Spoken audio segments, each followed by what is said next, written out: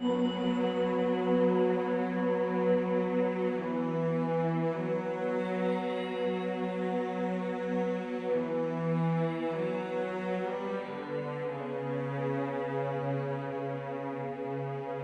the Philippine forest is said to lurk a creature, part man, part horse, known for its speed and mischievous nature.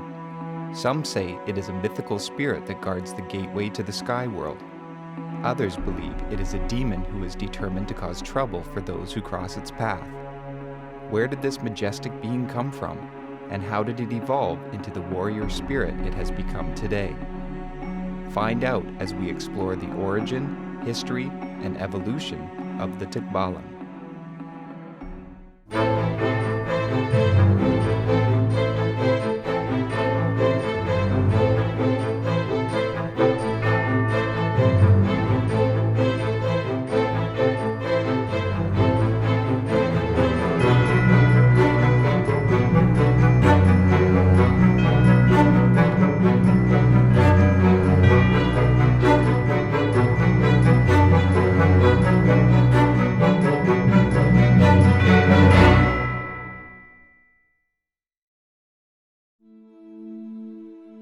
Some of the workers in my uncle's chicken farms were complaining that the chickens were dying mysteriously because the Tikbalang was killing it. It was killing them for fun. I mean, when it eat the chickens, they just kill it and move on. It was something everyone just took lightly, like, hey, man with horse's head, let's just keep the chickens safe. As far as I remember, the Tikbalang was also one of those stories that, I just heard as a kid.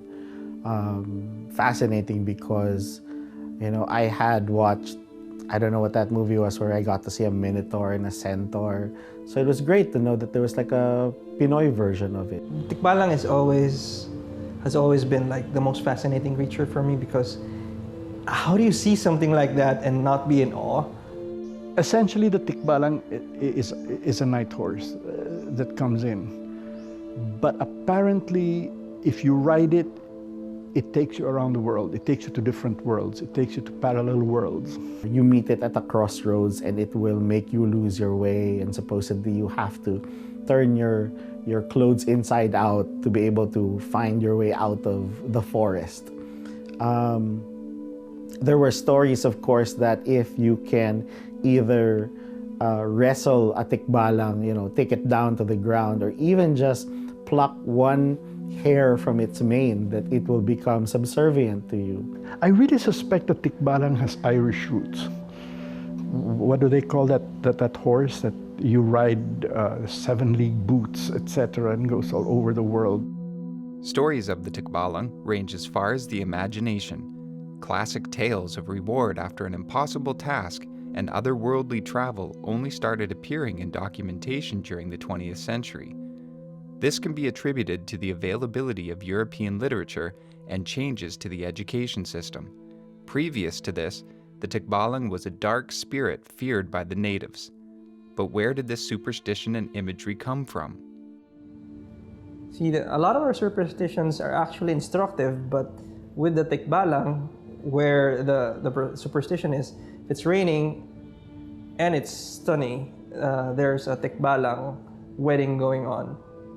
There's nothing there. There's nothing instructive there. It turns out that mischievous beings getting married during a sun shower is an extremely common belief, usually involving a fox. India alone has 10 such stories. So why horses? Well, the thing about lower mythological creatures is a lot of them, especially now, a lot of people think that they were recent inventions.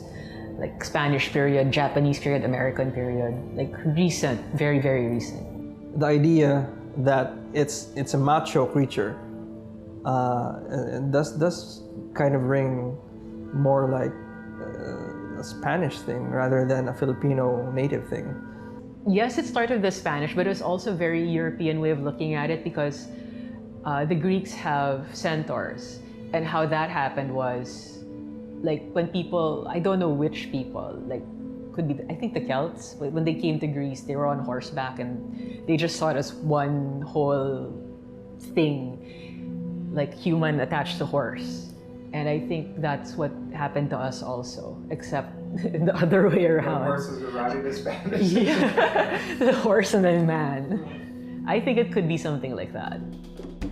Many attribute the invention of the Tikbalang to the Spanish after their active colonization started in 1565. The logic behind this is that the Spanish introduced horses to the Philippines and invented the creature to keep natives afraid of the night. Even though this is the accepted theory, there was never any evidence to back it up. I dug around, and it turns out the Tikbalang is much older than that. In order to understand its origins, we need to go back in time.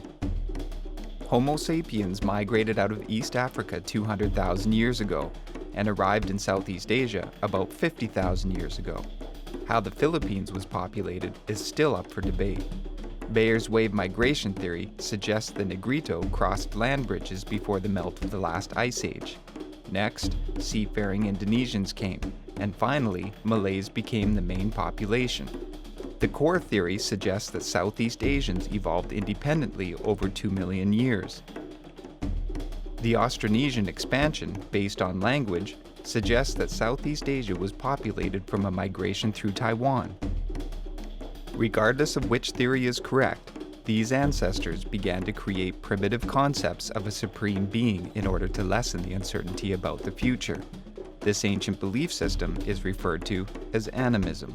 Having developed self-consciousness, they assumed the rest of the world was equally self-conscious.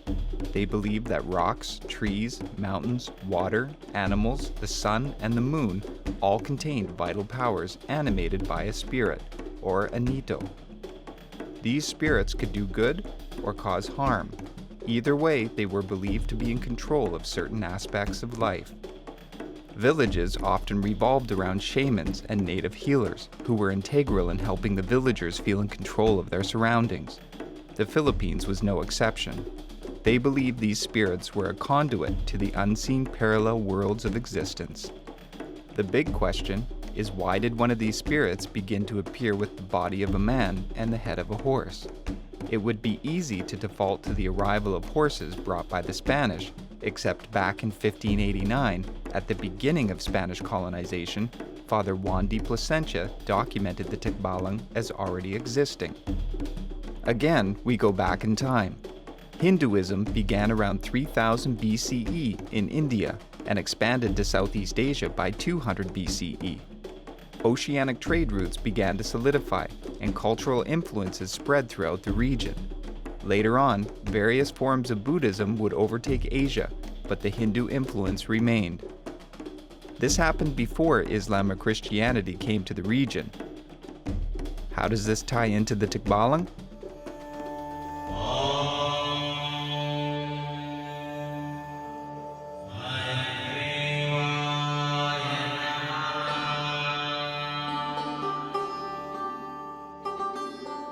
Hayagriva is an avatar of the Hindu god Vishnu. The worship of Hayagriva has been dated back to 2000 BCE, when Indo-Aryan people revered the horse for its speed, strength, and intelligence.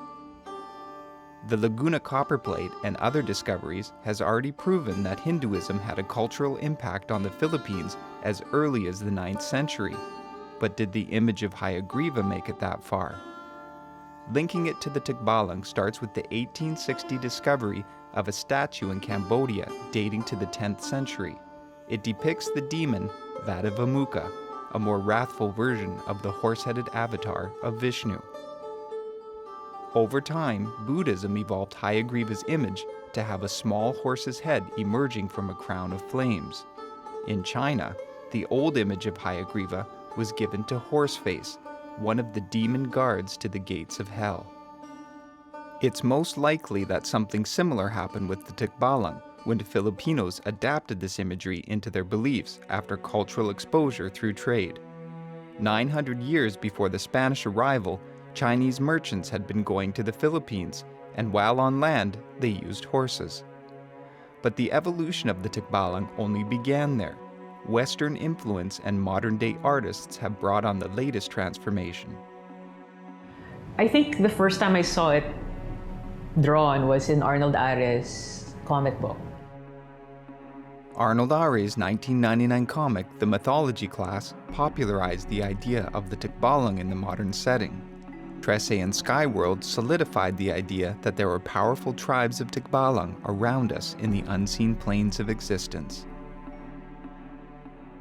Well, Tikbalang wouldn't be hanging around at some intersection waiting to wrestle someone. He would be waiting to drag race with someone.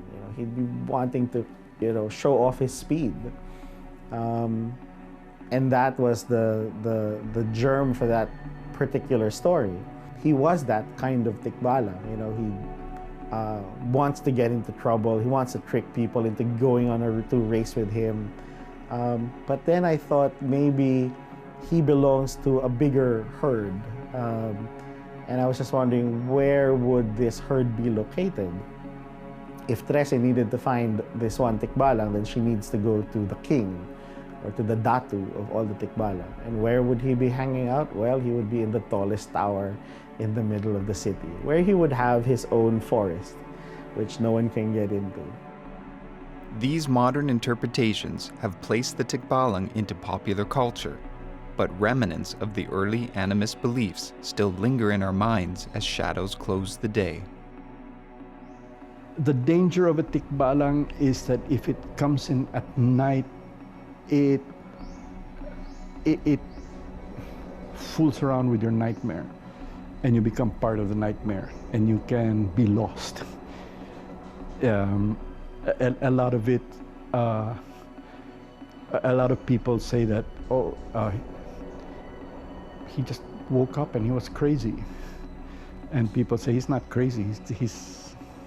He's living in the world of the Tikbalang. For decades, stories of the Tikbalang have been viewed as ignorant superstitions invented and demonized by the Spanish. But its animist roots go back to the earliest Filipinos, and the image dates back more than 4,000 years.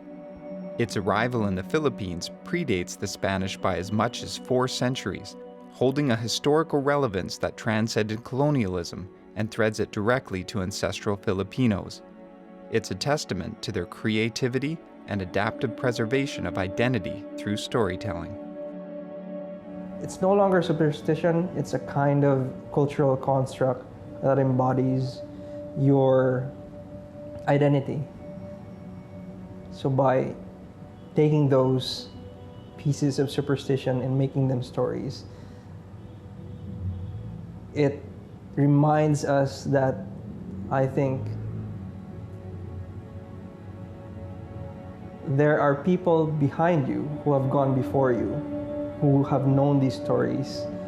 And for you now to know these stories and for you to be able to pass them on to your children or to those younger than you, it's a message of hope and a message of comfort that there will always be there.